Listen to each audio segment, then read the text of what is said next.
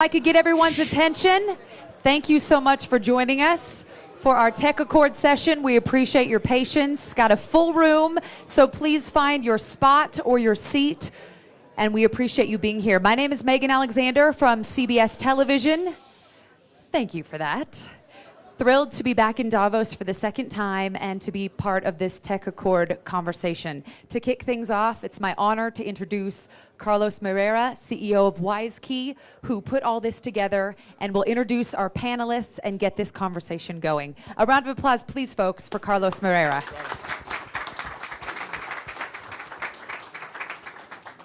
So, dear friend, thank you very much. This is another year we are together in Davos. The first time that WiseKey started to discuss cybersecurity in Davos is already 12 years ago. We started in a small breakfast, and this has evolved into a very interesting gathering. Today, we're going to have basically three sections of the events. The TechAccord panel, which is in front of you, followed by the Transhuman Code panel, which will discuss artificial intelligence and the convergence between human and machines. Very interesting panel. And then we will end up by the Center of Excellence of Blockchain with the participation of some delegations from China. I will request, if possible, the back of the audience, if you could be silent, because we hear you. And that will be a great opportunity for all of us to share information. So first of all, I would like to thank the panel. I am so happy and at the same time proud to have this amazing panel. Those gentlemen sitting in this table, they are thought leaders in the internet, cybersecurity. I have the pleasure to know Microsoft for many years. We have been working together with Brad Smith and also the Microsoft team. And the focus today, and the reason why we hosted the TechAccord, is because WiseKey was one of the first members of the TechAccord, as we are a Geneva company, and the TechAccord focuses on the Geneva Convention that Brad Smith will explain in a few minutes. And the idea of this panel is to see how we as companies in the area of cybersecurity, we can work among ourselves in protecting not only enterprises, but also governments around the world. So basically, we have a technology that can be used as a facilitation, but also as a weapon. As I say, a fire can warm your house, but it can also burn your house. So it's very important how we use technology, and I think we all need to be in the current environment, international geopolitical environment, aware that technology could be used as a weapon. So today we're going to be discussing with our friends in the panel. I will leave Megan the role of introduce and moderating this amazing panel. And as soon as the interactions are over, we'll open also for questions. So thank you for your attention. And let's be focused now, because what is going to happen in this panel is really a breakthrough again on cybersecurity. I pass to you. Thank you very much. Thank you so much, Carlos. We, again, are so pleased and thrilled to have Brad Smith here from Microsoft. Want to turn the microphone over to him to sort of give us his thoughts on everything going on right now, a mini keynote, if you will, and then we'll do some follow-up questions. Thanks for being here, Brad. Well, great. Thank you, Megan. Thank you, Carlos. Thank you, WiseKey. Thanks to all of you for coming, because I do think this is an important issue for everybody here in our industry. It's important for everybody who uses technology, which basically is a way of saying it's important for the world. Obviously, information technology is fundamental to all of our lives. You're going to hear from this terrific panel, and I'm thrilled to be the warm-up act, so to speak. But a couple of years ago, we recognized that in one really important way, it felt like the world of the 21st century was actually going backwards compared to the advances of the century that preceded it. You know, after World War II savaged the world, the governments of the world came together in Geneva in 1949. They were brought to Geneva by the International Committee of the Red Cross, and they adopted what was called the Fourth Geneva Convention. And the heart and soul of that agreement was really a very simple proposition, that the governments of the world would protect civilians even in times of war. And the whole world signed up. But as we looked at what was happening in the world of technology in this century, what we began increasingly to see was that governments were attacking civilians not in a time of war, but in a time of peace. And what we said was, we had to learn from the last century, and if it made sense in the 20th century to adopt the Geneva Convention, then certainly in the 21st century, we should talk about a digital Geneva Convention to protect civilians on the internet. That was the initial idea. And as we started to talk to people around the world, as we started to talk to governments and diplomats, even in Geneva itself, one of the really important messages we heard was this. They said, if you want governments to do more to protect people on the internet, it will be important for the tech sector to go first. Because this is a time in the world when it is actually difficult to bring governments together, especially on new multilateral initiatives. But what people said is if the tech sector set an example, it would create a foundation that we could use to persuade others, including governments, to follow. And so that's what we set out to do. And so it was last year at RSA in San Francisco in the spring, thanks to WiseKey, Cisco, many others, that we launched what is called the TechAccord or Tech Sector Accord. And when we went about it, we said, gee, we've got to get at least 20 companies together or this will be embarrassing. So we set a goal. We said we wouldn't launch this unless 20 companies signed up, and we had 34 the day it launched. But what is more exciting still is here we are today in a new year, and that 34 has now more than doubled. It has grown to 79. And it has grown to pull in companies from literally around the world. And these are companies that have not signed up to some sort of vacuous proposition. There are 4 important principles embodied in this accord. The first is that we recognize that we have a responsibility to protect customers everywhere from cybersecurity attacks. Second, that we won't assist governments anywhere in attacking innocent civilians and enterprises or civilian infrastructure. Third, that we'll work together to strengthen cybersecurity defenses and capacity around the world. And fourth, that we will help each other when there are cybersecurity attacks. We will help each other respond and serve our customers around the world. And one of the great pleasant surprises as well is that the group that has come together, the group that is represented here on this panel, has turned this not only into a document and principles to which we've committed ourselves, but into concrete steps as we're working together to advance industry standards, to focus on IoT devices, to think about the different practical things that need to be done, and then we're getting after them and doing them. And then there's one last, I think, fascinating development I'll leave you with to think about. That original rationale, if we went first, perhaps we could then get others to follow. Well, on the 12th of November last year in Paris, the day after the centennial of the armistice that ended World War I, there was launched another agreement called the Paris Call for Trust and Security in Cyberspace. It commits people to work together to protect against indiscriminate cyber attacks like the world witnessed in the WannaCry attack or the NotPetya attack. It calls on people to work together to protect our fundamental democratic and electoral processes. But what we were able to do in the Paris call was move beyond something for one industry or the private sector alone and launch what I think the world needs, especially on an issue like this, a genuine multi-stakeholder initiative.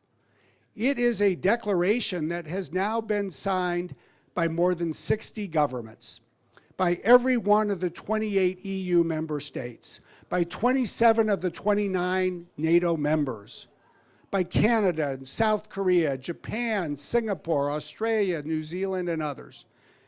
It is also now something that has been signed by 350 companies, by 150 civil society and NGO groups from around the world. So we're gaining momentum, and it is momentum that gives us the opportunity to keep building in 2019 as we did in 2018. And you're going to hear more about the issues that we need to address, but I think more than that, the progress that we all have the opportunity to pursue together. So thank you very much. Thank you, Brad. Just a couple questions and then we'll engage the panel. You have shared that technology is the first responder. in terms of everything that's going on with cyber attacks and the public being wary and not feeling like they can trust technology. Talk about that, and you've shared what is being provided. What do you in turn need from the citizen? Because we're all in this together. Well, it's a great point, and I think it really raises two thoughts. First, as cyberspace has become, unfortunately, the new battlefield, the way it started out on land and then sea and then air, it has created a very interesting dynamic. Because when things go wrong in cyberspace, first machines attack machines, but it is real people, it is real companies, it is real governments that suffer. And it is tech companies that are the first responders. We actually are the first on the scene, and we stay till our customers are back in business operating the way they need to. And when you meet people now who are in the cybersecurity profession or in the IT field, it's really added a very important new element to the work that we all need to do. It's fascinating because if you look at what happened in WannaCry, a third of the hospitals in the United Kingdom stopped operating. Or if you look at what happened in NotPetya, there were people in Ukraine that could not withdraw money from ATMs because ATMs stopped working. Then they could not buy groceries with their credit cards because credit cards stopped working. And if they wanted to find out what was happening on the news, they couldn't tune into the news because the computers that fueled the news telecast stopped working. And so it really shows the vital role that all of us play in the world today. But I think to answer your second question, it is fundamentally not a responsibility that we shoulder alone. Cybersecurity has really become a shared responsibility. It's one where I think tech companies always have the first responsibility, but let's face it, if we deploy new advances and our customers then don't implement them, or if individual consumers don't install patches, we have a big problem. And so a big part of what we're needing to do with the TechAccord and with everything else is evangelize and educate people in the customer base and frankly in the consuming public around the world. So it makes this even more one of the really defining issues for technology in our time. I have one more question, and then we'll bring in the panel. A big topic at Davos is including everyone in the fourth industrial revolution, and I thought Davos did such a great job with the co-chairs in really including people from all over the globe, including a refugee from Africa, and his perspective of wanting to be included in all this. And I just want to say thank you. Microsoft announced that they are pledging $500 million to help with affordable housing and homelessness in Seattle. You are including folks by doing that. And what encouragement would you give to others to keep that priority at the top of companies to give back in that way? Well, I would just say briefly, as we think about the broader economic impact of technology, it is contributing to many of the fissures that we see in societies around the world. And it does call on us to ask, what more can we or the public or governments do to first ensure that everyone has access to technology? That often starts with broadband, which I would say is really the electricity of the 21st century. It then needs to include access to skills so that people have the opportunity to pursue the great jobs that we and others are creating.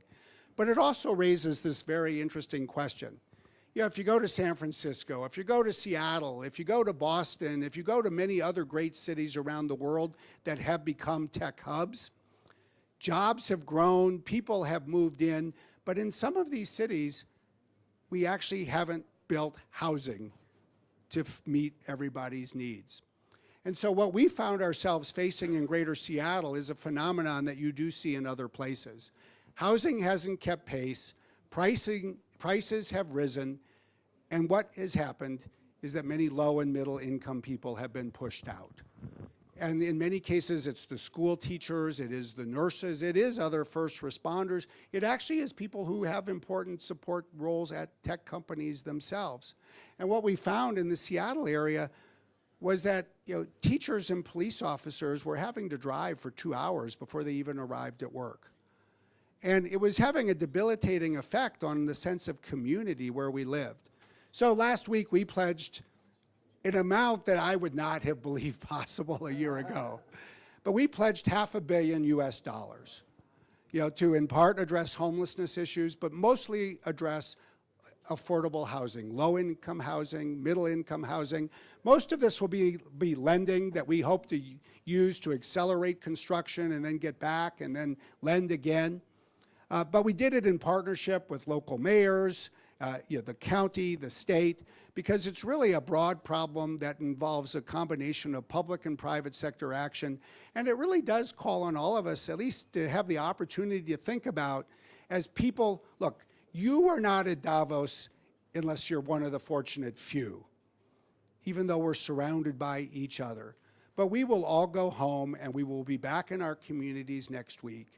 And there's an interesting opportunity for all of us to ask, as the fortunate few, what can we do for the communities in which we live? And what we found is that we could put the power of our balance sheet to work in a way that we had never imagined. And what our message to other companies in the Seattle area was, we're not asking you to match what we're doing. Most don't have that chance. We're extraordinarily fortunate. But we all have the opportunity to do something. And if we can figure out what our something is, we can really contribute to our communities being a better place. Thank you. Thank you so much. Yes, that deserves a round of applause, indeed. We were going to bring in the panel now. Thank you so much, Brad. Appreciate it. He has to dash, of course, to another event, so we're lucky we could steal him for 20, 30 minutes there. Let's bring in the panel next to Carlos, Dan Tapscott, the father of blockchain. Of course, Matthew Prince, who is with Cloudflare. Also, Sanjay Poonen, Chief Operating Officer at VMware, and Guy Dietrich, Vice President of Global Innovation Officer at Cisco Systems. Thank you to the panel for joining this conversation.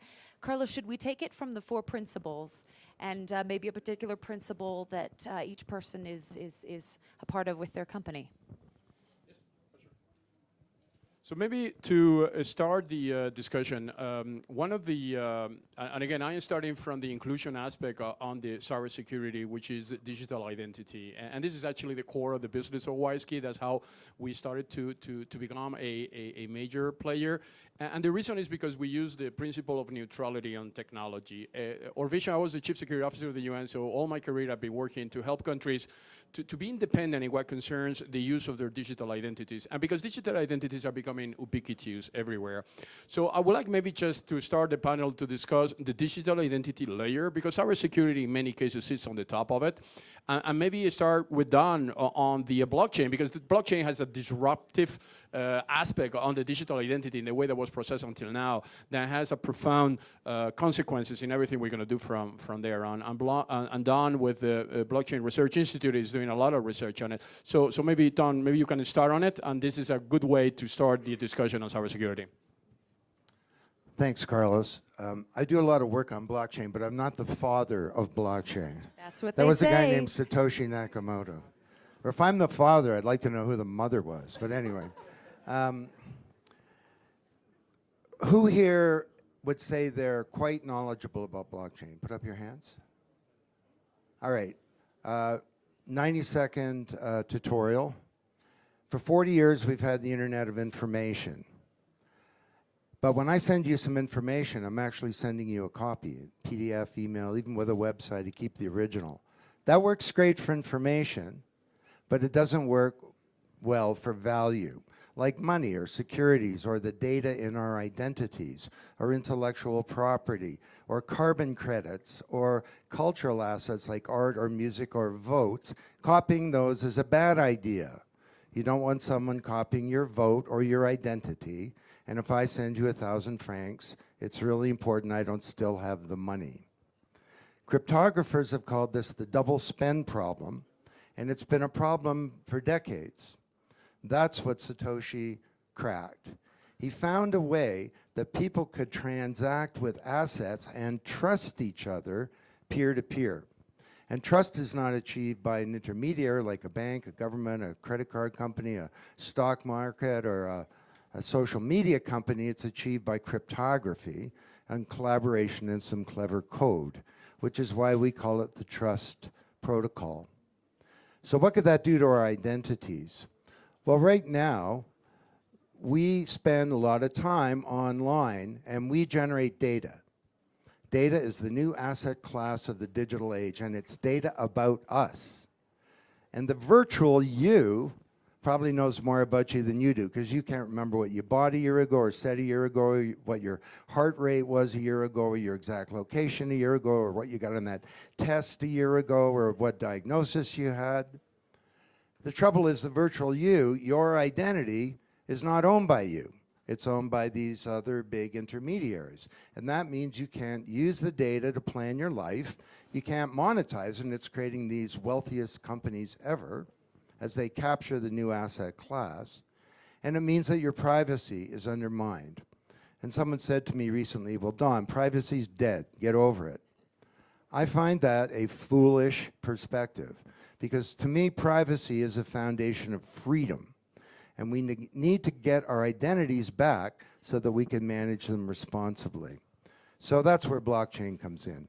The virtual you can be owned by you in a black box on a secure platform, and it moves around with you. It's collecting your health data, it's collecting your location data. It's also sweeping up all this transactional exhaust that you leave everywhere, and you can use that data to have your own identity. This is one of the historic challenges of our time, because if you don't have an identity you own, the implications of that are very, very profound. Matthew, will you speak to the first? Thank you, Don. Thank you. Matthew, will you speak to the first principle? We will protect all of our users and customers everywhere. Sure. I think Brad Smith's a hero of mine, and the work that he has done with the TechAccord is incredibly important, because technology companies have great power, but they also have great responsibility. And we've seen over the last couple of years what goes wrong when that isn't a responsibility that technology companies took to their heart. So when Brad called us to say, would you be interested in being part of the TechAccord, it was a no-brainer for us to do that. Cloudflare is probably a company that a lot of you haven't heard of, but except we have a big building down on the promenade this year. But you've all used us probably hundreds of times in the last 24 hours. About 10% of all internet requests flow through our network, and we provide, among other things, cybersecurity benefits for companies around the world. A lot of them are big corporations like Goldman Sachs and national governments. But one of the things that I'm the most proud of is that we've spent the time to make sure that our services are easy for anyone, are affordable for anyone, are accessible for anyone. And we've gone even further to say that for those organizations and institutions that are the most vulnerable, they're doing something that's either politically or artistically important anywhere in the world, that come under attack for the work that they're doing. So think human rights workers in Asia, or reporters covering government corruption in Africa, or LGBT groups in the Middle East, organizations that are doing things that are incredibly politically important. We said that it's our responsibility as a technology company that, yes, sells technology to big corporations for millions of dollars, but that we have a responsibility to protect those organizations that are the most vulnerable. And so the principle, I think all of the principles of the TechAccord are incredibly important, but the one that really resonates to me is how, even as we're doing great business, how can we also be doing great good to protect especially those organizations that are the most vulnerable to these types of attacks? And that's been a big piece of what's really resonated for us at Cloudflare. Thank you, Matthew. Sanjay, there's an urgency to the TechAccord in terms of the headlines and everything that's going on. What needs to be done this year? What cannot be put off to secure cyberspace? And in terms of your company, what is being done? Yeah, just very quick. So VMware, for those of you who don't know us, we are about a $10 billion company, one of the fastest growing companies that's gone to that size in 20 years, and have been synonymous with the data center. Almost all the data centers in the world run on our software. I'd say, kind of on this urgency question, part of what we have to do as tech vendors is simplify a lot of the complexity that the cybersecurity space has created for customers. If I were to use a metaphor, because a lot of securities is sort of like a doctor. Imagine that you went to a doctor and she said, to get well, you've got to have 5,000 tablets, okay? And you got to eat them every day. Today, the cybersecurity industry is 5,000 companies, lots of them doing very important things. But it would take you all year to do that, maybe all life. Okay? Instead, the right thing is to bake it into your diet, right? You eat vegetables, proteins, you eat fruit, drink water. And I think that the analogy there is that the urgency for us in the tech communities, we've got to bake security into our platforms a lot more. A lot of the cybersecurity threats could be, if all of us, and this is not, we've got to first examine within VMware, and every company's got to ask yourself, how do you bake security and make it intrinsic into your platform so that you prevent the next one? I think the second thing we've got to do is, even after you've baked into your diet, you may need some supplemental vitamins. But you're not eating 5,000 of them, it's maybe 3 or 4. It's our job, and the analogy then in the security world is we've got to help build a stronger partnership between the 3 or 4 supplemental security tools you might need on top of a platform. And then I think the third thing that we've got to do is educate users, and that's kind of, I think, one of the third items in the TechAccord which we liked, and part of the reason we signed up to it, on rules of cyber hygiene. So the metaphor again in the health world is you got a good diet, you eat your supplemental vitamins, but you've got to still brush your teeth and have a shower. And there's elements of cyber hygiene that we've got to educate users on. Like, for example, using a 2-factor authentication, multi-factor. It's a good thing, and educate people. Today, with the phone, you can probably have a second factor be your fingerprint or your retina scan. You'd have to physically pluck my eye out and cut my thumb off to replicate Sanjay Punan. Okay? Unlikely you will do both. But that's kind of what a second factor, and you got to explain it in a very simple way so that your mother or your parents understand it, because the tech population does. So that's how we believe that those 3 things, I think making it more intrinsically part of a platform, think of that as baking into your diet. Number 2, partnering much more between not 5,000, but the handful of people that you will need a partner with, that think of as the supplemental vitamins. And third, educate the world on rules of cyber hygiene. And I think if we do that with a sense of urgency, I don't think the bad guys are going to be completely eliminated. I mean, if anything is true, there's more spending happening in security, but the bad guys are always sort of spending more. But I do think if we do that, Megan, we will have a better outcome and start to have better outcomes in the world. Thank you, Sanjay. Guy, tell us who else needs to partner on this. 79 companies signed the TechAccord, which, as Brad Smith mentioned, is incredible. Who else needs to come into this conversation and would help the conversation? So, is this on? At Cisco, try that one. At Cisco, we have a program called Country Digital Acceleration. It's where we would go in and we partner with presidents and prime ministers in particular to help them accelerate their digital agenda, get to the value faster, connect more things. Right now we have 24 countries, from small ones like Kazakhstan and Azerbaijan up to China, India, Germany, UK, the very large countries.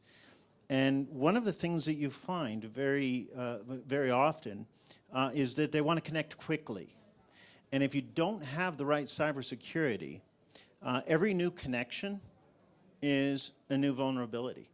If you have a good cybersecurity protocol, every new connection is a new opportunity. And once they realize that, then we can connect them very quickly. And we have 4 key pillars. The first is research and education. You cannot digitize a country without first educating the population. Sure, on cybersecurity, we train up more than 1.5 million people a year through our Networking Academy program on exactly that. But it also goes beyond that. It's all around digital education. It's digitizing healthcare. It's investing in universities that are doing relevant research. The second pillar is business and innovation. That's investing in the startups, holding hackathons and iPrizes and things of that nature to build up that sustainable innovation ecosystem in that country. The third is digital pillars for economic development. These are the things that are pulled directly out of the digital agenda. Importantly, Cisco doesn't create digital agendas. That's the likes of Deloitte and McKinsey and Accenture and some of the big consulting firms that typically work with governments. They come up with that agenda. We become the execution plan. And then fourth is infrastructure, and that's what you would think it is, ultra broadband, Wi-Fi, but always as a key pillar is cybersecurity in everything that we do. And consistent with what Sanjay was saying, you know, most companies, like countries, have between 30 and 50 individual security providers providing them with security. That's like a bunch of individual links of a chain. And all the bad guys do is look for the weakest link and then go horizontal. They just find their entry point, and there's always a weak one. What you need to do is hard bake it into the architecture. So if you look at what Cisco, for instance, does in terms of architecture, we go from the edge to the data center to the cloud and back out to the edge. It's more of like a steel bar rather than a chain. Sure, there are fissures. There always will be, no matter who the company is or the security. But they're a lot harder to find, and they're a lot more secure. Cisco today, on any given day, 70% of the world's traffic passes through Cisco's equipment. And we get to see it with permission. On any given day, Cisco stops 20 billion individual cyber attacks. And it's getting worse. If you don't have cybersecurity first and foremost in any strategy related to digitization, you will fail. We know that for certain.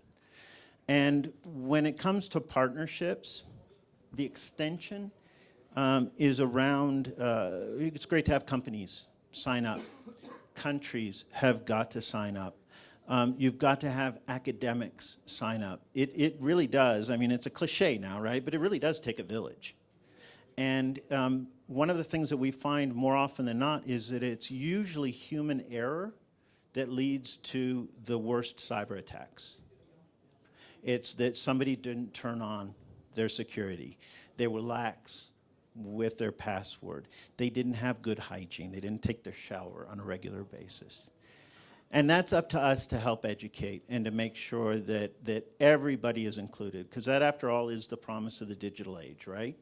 No one gets left behind this time. We don't have any more excuses. The digital age means connecting everybody. Africa should be lit up. But we don't need to do it carelessly.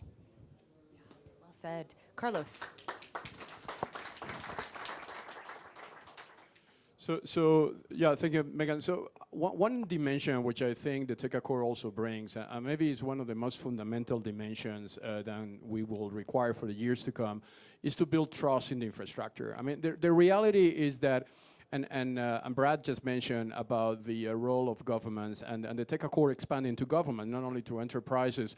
Because what is happening, we are in a trust deficit moment in the history of the internet. I mean, the internet is getting fractionated into different national nets. And some countries are very bullish on making that happen, actually, in purpose, because they don't trust the countries anymore. When I was working in the UN at the beginning of my career, the web was invented in Geneva. You know, I was working with that team. Tim Berners-Lee at the time was in CERN. And the spirit was not at all what has become. The reality is that the internet has become a hostile environment. And we do have the international standard, we have the technology, and we have the diversification that Don was mentioning with the blockchain that could repair a lot of the mistakes made in the last 25 years. So we are actually in a situation, and the companies here are amazing as a power makers, because they connect the internet, they send data to clouds, they have the best technology for protecting user, but all of them, they are actually finding their way towards trust. Trust is not something that you can buy. You can be Cisco or IBM or Microsoft. It's not because you're going to buy a company that does trust, then you're going to inherit that trust. Trust needs to be from the ground floor up. It means that users needs to retrust infrastructure. So the TechAccord, and that's the Poro Wisely to the TechAccord, is to bring our trust neutrality architecture I mean, we are working with Cisco. Cisco is using the chips of WiseKey to secure their routers. So it's a very concrete cooperation. Those routers secure the internet. The identity that we provide secures the person. And actually, the next panel is going to be all about transhuman code and how those identities could even evolve into something more powerful. So I think, and that's the spirit that I would like to see in the TechAccord as we move forward, is that it becomes an inclusive platform on where, rather than fractioning in 4 or 5, the Chinese platform, the US platform, the European platform, and maybe the African platform and South American, we can all work together and bring the power of the blockchain as a decentralization factor. So obviously there is commercial interest involved into this, there's geopolitical interest, there are international regulations. One of the problems then the internet is not regulated, will never be, by the way. So the TechAccord could bring that, at least that element of international cooperation that is highly needed. And that will actually be the solution, what Brad was saying. We cannot have a cyber war. The Geneva Cyber Convention needs to prevent a world where we're going to be fighting against each other and we're going to be destroying the human society. So I think this is one of the vision for the future, and I would love to continue working with those companies to make it happen. I have one more question, and then please, anyone in the audience that has a question, get ready and we'll find you with the microphone. To the panel here, how do you hold everyone accountable in the TechAccord? Positive peer pressure in a way to be a part of this, but how do you keep communication with everyone? So I guess it's a collaborative effort. I mean, the TechAccord is a vision from Brad, which has been backed by Microsoft and expanded to many other players. I think the way to do that between ourselves is to agree to some basic standards. So the TechAccord should move to some kind of international best practices standards that we all apply. And if the best standard is sending the data the way the Cloudflare does it, let's use it. If the best standard is securing the internet as a backbone, as Cisco has done historically, because as you say, 75% of the internet go through Cisco, let's use Cisco, and so on. And let's incorporate it, the best practices in the world. And maybe don't think immediately about money, because money has always consequences, and we only select what is very near of us. Let's have a more broad vision on how we can incorporate it. Startups, blockchain companies.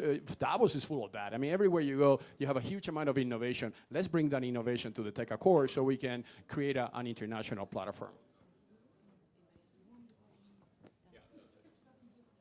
Yeah, I don't think it's through governments forcing people. You know, Brad was so articulate. After the Second World War, we had the Conference of Bretton Woods, and we created the World Bank and the IMF. A year later, these broader group of nations created the UN, and then the GATT, and the WTO, and the G20, and the G8, and so on. Global institutions based on nation states with the power of states. But what's happened since then is that the private sector has become more important in society as businesses begin to understand that business can't succeed in a world that's failing. And the civil society is now what? 10, 20% of an economy, typically.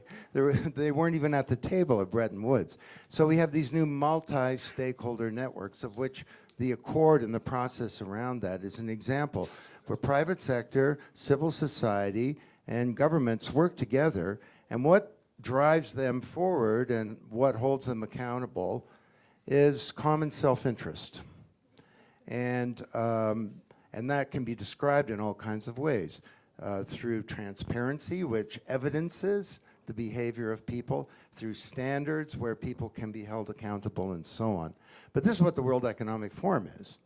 I'd just add one brief. I think, again, compare this to war and health. I learned a lot about security by comparing it to others. There's many analogies to both battle fronts. There needs to be a commitment by all of us that are members of the TechAccord, and I like the fact that there are many more signing on, that if we see an early indication of a cybersecurity threat of some kind, we are a lot more, very proactive to share that data. I mean, of course, it's got to be NDAs and things of that kind, a lot more with each other so that we're jointly attacking it.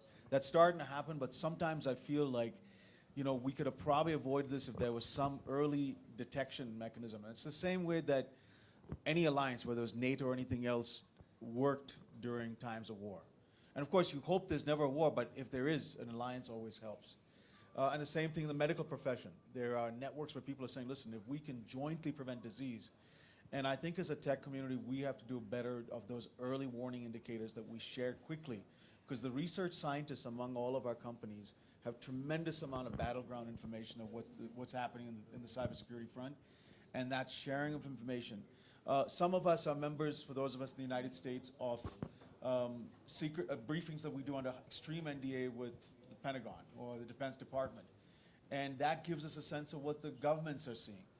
We can't obviously share that in a public setting, but that's really helpful when I'm sitting in some of those briefings to hear and see what other companies, and that sharing, I think, will keep us all mutually accountable. You know, one of the things that we see working with all of these different countries is that it does take partnership, and it's not the usual suspects. One of the things that I think we need to do very quickly in order to achieve what Sanjay just referenced is to tear down some of these walls, some of these silos that we artificially built up over the last couple of decades, because it is very much a shared economy. We find when we look at, say, an IBM, we're digitizing the port of Rotterdam together. We couldn't digitize that port without Watson. That's the bottom line. What we learned is that, yeah, we compete in 15 to 20% of the space with IBM, but there's 80% where we are added value to one another. So we decided to take that 20%, stick it off to the side, and focus on that 80%. I think the same thing needs to happen in the cybersecurity space. We need to stop worrying about being ultra competitive and maybe start thinking a little pre-competitive. What is good for you is good for us, is good for everyone in the world of cybersecurity. You know, I just before we end, one thing though that I think is really important is that we remember that what the TechAccord is actually a fairly modest goal. And so we've heard about blockchain, and we've heard about identity, and we've heard about a lot of things, but those are great things, and they're really important. But it's really important for us to also focus on exactly what it is that the TechAccord is asking companies to do, and not let it expand to cover everything possible. So we need to protect everyone. That's just a principle that's easy for companies to agree to. We need to make sure that our technology is not being used in some offensive way. We need to partner and collaborate and share data.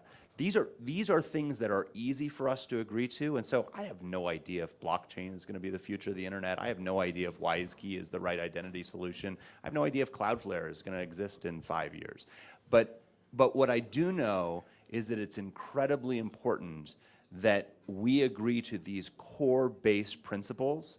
And so as we think about this, and if you're a company that's thinking about this, focus on what those are, and let's start there and not try to figure out how now we're going to solve counterfeiting online or how we're going to solve everything else. What is powerful about the TechAccord is its modesty, and I think we need to remain modest as we are agreeing to that, and that is the most likely way that this is going to be successful. Excellent point. A great way to start. Questions from the audience? Yes, and we will run this microphone to you. I see one in the back there. He's coming right now. Please state your name if you could, and a specific person on the panel you have a question for. Great. The question I have is, so we live in a world now where in order to have a presence on the internet, you have to have protection against DDoS attacks. And right now that's in the hand of just a couple companies. Do you guys think that that will continue to be the case? And if so, what is the responsibility of those companies to sort of weigh keeping sites online versus how to weigh actually protecting websites or not and making that decision? Sure. So I guess we're one of those companies. So we have more DDoS mitigation capacity across our network than anyone else. In fact, almost than everyone else combined. And I think that that's part of why we try to be so modest in what our policies are, because right now the reality is that there are only a small handful of companies that are controlling the edge of the internet. I think we're one of them. I think Amazon is one of them. I think Google and Microsoft are as well.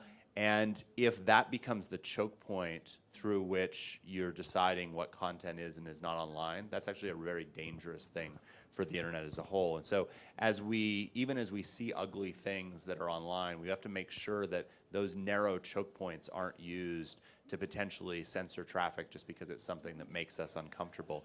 And so that's, I think that's the case. I think on the other hand, history doesn't stop. And while a lot of the internet is getting consolidated behind a relatively small number of providers, technologies like blockchain and others will at some point figure out ways to re-decentralize the web. And I think if you look at projects that Sir Tim Berners-Lee is doing with Solid and otherwise, those are ways to say, how can we make data more distributed, which then inherently helps solve problems like denial of service attacks and potentially help solve other cybersecurity problems. And while that might not be good for Cloudflare's business, I think that's actually really good for the internet as a whole. Other questions? Raise your hand high if you're back there. Questions for the panel? Oh, yes, right over here.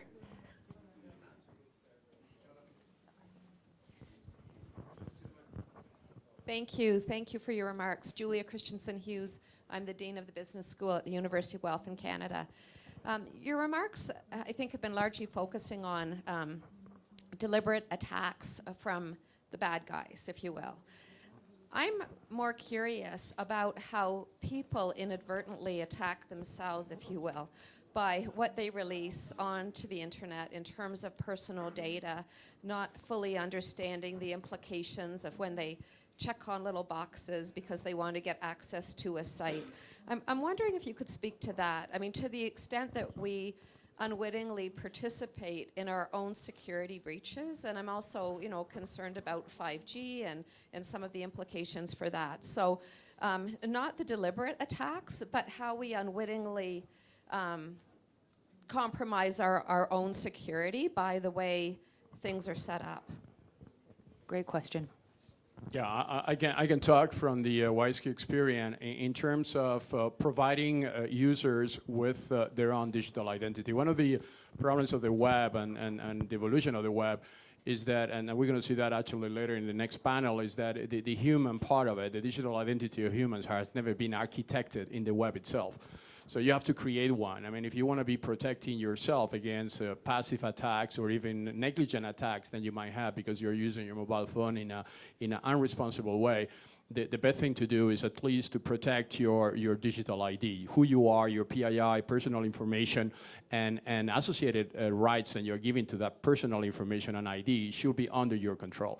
The problem we are facing is that the users as being kind of protected by platforms, and they are saying, we take care of you, and we will do that on your behalf. And this is all these identity programs that you see on the internet from very big companies sometimes, which they take some paternity on your right and duty to protect yourself.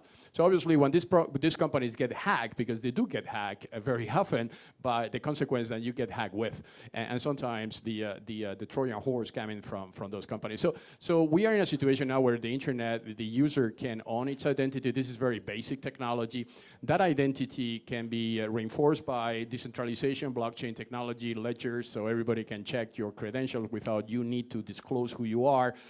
Those ledgers are ubiquitous. They are now being data mined by any type of algorithm, AI algorithm. And the final destination, actually, WiseKey is working towards that with a lot of people, is to have what we call a human browser. So you will control your own browser. Your browser will not be a Chrome browser, will not be a Safari browser, will be your own browser on open source programming that you can control all your attributes, everything you're going to be adding to your digital identity, and where anyone that wants something to do with you, they will have to have your consent. And consent is a very powerful notion on the Internet of Things as we move forward, because we are connecting 50 billion devices to the Internet. So this is not only controlling your mobile phone, this is controlling your house, your alarm system, your connected car, anything that is now connecting to the Internet. So that's the vision of WiseKey. WiseKey vision has always been, and will always be, at least until I am here, is that the human should be in control of identity. The good news, the technology is there, and you can download that technology. That will solve 99% of the current problems, like securing your email, digitally signing your documents, PDF signing, everything with your digital identity, and so on. I don't want to go into very much in detail, but the solutions are there. I would just add two things. One is we have, again, the platform. It's sort of like driving. Could a driver make an accidental mistake and crash? Yes, but we've got to make the car detect those things so that it warns you if you're falling asleep, or if you're drifting over into another lane and there's another car coming in. There's cameras on the cars that are warning you. So I think the technology platforms have to make allowance for the fact that the users make mistakes. So let me give you an example. If you're setting your password and it's not a strong password, it prompts you. That's a very basic example that this is not something it allows or tells you every 2 weeks or 4 weeks you got to change it or set a second factor. And then I think the second part of it is education. We've got to start earlier. I'd love for security to be I did computer science as an undergrad. I wish there was a mandated part of the CS program. And we've got to start it earlier, maybe even in schools, to help people understand what are these basic principles, as opposed to just become an esoteric science that the cybersecurity people. Those would be two of my suggestions. The platforms become smarter, just like a car getting smarter, and we do a lot more to educate from high school all the way into college on some of these basic principles. Other questions? Help me if you see someone. I can't totally see in the back of the room. Anyone else? Yes. Thank you very much for your discussion. I really liked the part where you talked about setting aside the 20% that you compete at and focusing on the 80%. But my question, because I am from Odin, which is a startup, is how do you help startups? Like, we don't compete with you, we're too tiny, we're very small, but how do you help us become a bigger player in a manner that lets us grow?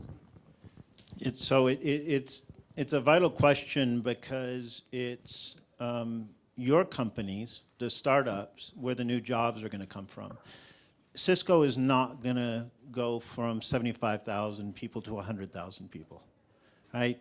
GE is not going to double its workforce. The big companies are not going to create the new jobs, net new jobs. It's going to be the startups. They estimate as many as 40% of the new jobs are going to come from startups in the next decade. And in fact, they estimate that 40% of the companies that exist today won't exist in a meaningful way in 10 years because of all the churn that's happening.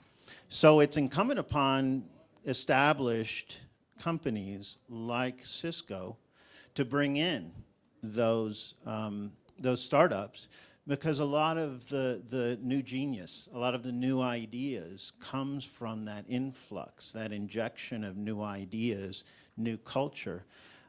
We've done 205 acquisitions of small and medium-sized businesses, including startups, and we'll continue to do so, I'm sure, just like every other company up here.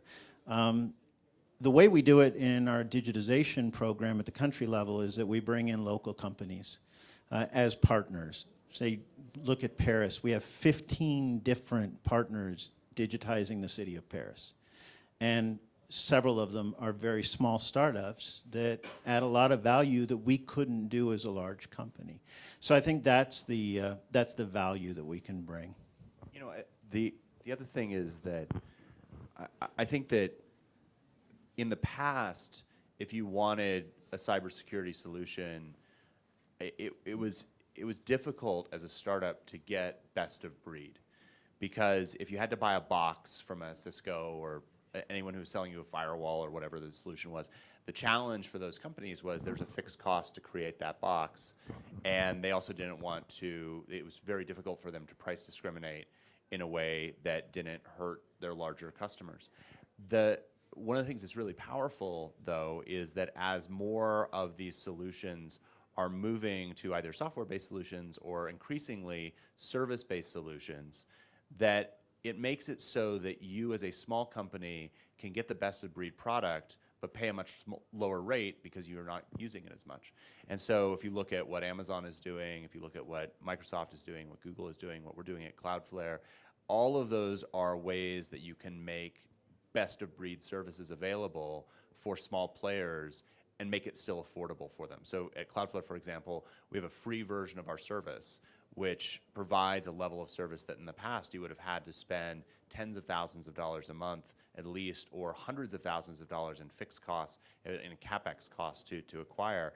And I think that then means that while it's still incredibly hard to be a new company, incredibly hard to be a startup, you can be on a much closer footing to the internet giants than you would have been just 10 years ago. Yeah, I just add briefly, it's very incumbent for us. I mean, the principles of our company have been based on APIs and platforms. If you come to any of the VM worlds, there's like 100,000 people. We have 75,000 partners, and the basic principles allow an ecosystem to flourish. We're not going to acquire all of them. So like 99% of them have to flourish on our platform, and maybe 1%, sort of like Cisco, will acquire. And while I think we've done a pretty good job at VMware now 20 years, we look at companies like Amazon now who have like 2 million customers, and their show is like twice our size. If you go to reInvent and so on and say, what are they doing to create a even better ecosystem that we learn from? So even if you're doing something well, there's probably somebody who's doing it better than you because the developers are moving there. And that's how we all evolve. I mean, I think the moment you get sort of caught up in your own hubris to think that you're doing it better than everybody else, I think is the day the developers move to another platform. And I see so many companies that get caught up in their own hubris, develop closed systems, lock up APIs, don't embrace open standards, and that's just like the beginning of death, right? And for all of us big companies, we're inspired by great small companies like you and many others that maybe they're looking to disrupt us. That's great, right? And how do we embrace that? We're right at 6:30. Maybe one final question or final thoughts? Anybody else? One last question? Carlos, final thoughts from you? Yeah, so first of all, to thank the panel for an amazing participation.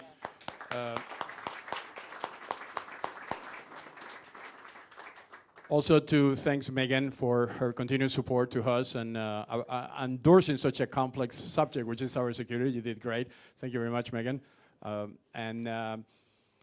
I would like to just say something which has been raised on this table, is that if we can at least use the TechAccord with the number of companies and governments that they are adding to really move towards this Internet of Good, then we're going to need to create. I don't think we have so much time left. I think we are maybe on this generation that whatever we're going to decide is going to be fundamental to how the world is going to continue in the years to come. So we are in this generation that we have to take the right decisions. So if we can use the power without enlarging or expanding the TechAccord beyond what it is, but just reinforcing the original spirit of the TechAccord, which is we will not use technology against HOT, but we will use technology to make an Internet of Good. I think that will be a major achievement. So thank you very much for your attention. Thank you for the panel. Thank you to Megan. Thank you, panel. Thank you, everyone.